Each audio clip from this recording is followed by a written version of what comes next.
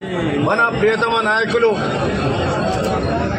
భారతదేశపు మరి అతి ముఖ్య నాయకుడు రాబో కాలంలో ప్రధానమంత్రిగా కాబోయే నాయకుడు రాహుల్ గాంధీ గారి బర్త్డే సందర్భంగా ఇక్కడ భువనగిరి ఏరియా హాస్పిటల్లో కేక్ కట్ చేసుకొని మా కాంగ్రెస్ కార్యకర్తలు నాయకులు అభిమానులు అందరి సమక్షంలో కేక్ కట్ చేసుకోవడం జరిగింది ఏరియా హాస్పిటల్లో.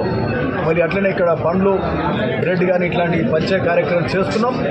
ఇదే కాక ఈరోజు భువనగిరిలో రాహుల్ గాంధీ గారి బర్త్డే సందర్భంగా అనేక అభివృద్ధి కార్యక్రమాలు కూడా మొదలుపెట్టినాం.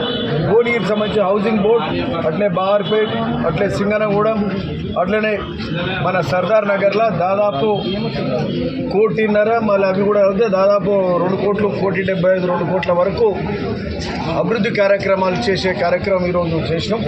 సో చాలా సంతోషం. ప్రజలకు మరి మేలు చేసే కార్యక్రమం, అభివృద్ధి కార్యక్రమాలు చేసే కార్యక్రమం చేయడం సంతోషం.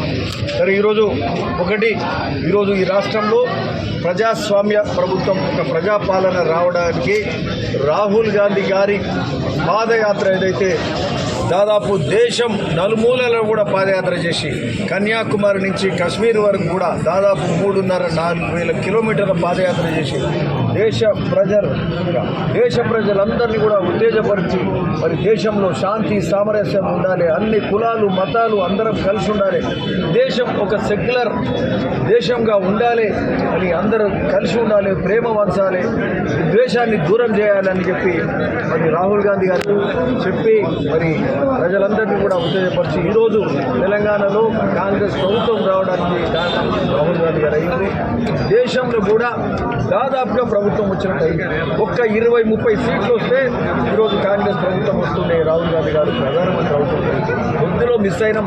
ఏదేమైనా ఇవన్నీ కూడా మరి భారతీయ జనతా పార్టీ బీజేపీ వాళ్ళ దుష్ప్రచారాలు, వాళ్ళ అనేక కార్యక్రమాలు మతం పేరిట కావచ్చు, ఇంకేదైనా పేరిట కావచ్చు, మరి ప్రజలను మరి విద్వేషపూరిత రాజకీయాలు చేస్తూ ఎన్ని చేసినా కూడా కాంగ్రెస్ను మరి నిలువరించలేకపోయారు. 50 సీట్ల నుంచి కాంగ్రెస్ దాదాపు ఈరోజు మరి మా యొక్క యూత్ ఏదైతే ఇండియా అలయన్స్ ఉందో ఈరోజు మొత్తం ఎన్ని 232-33 సీట్లు గెలుచుకొని దాదాపుగా మరి ఇంకో 40 సీట్లు వస్తే ప్రభుత్వం ఏర్పాటు చేసే కార్యక్రమం ఉంటుంది. కాబట్టి బీజేపీని కూడా నిలువరించినాం, ఎన్డీఏను నిలువరించి ఈరోజు దాదాపు ప్రభుత్వం వచ్చే పరిస్థితి.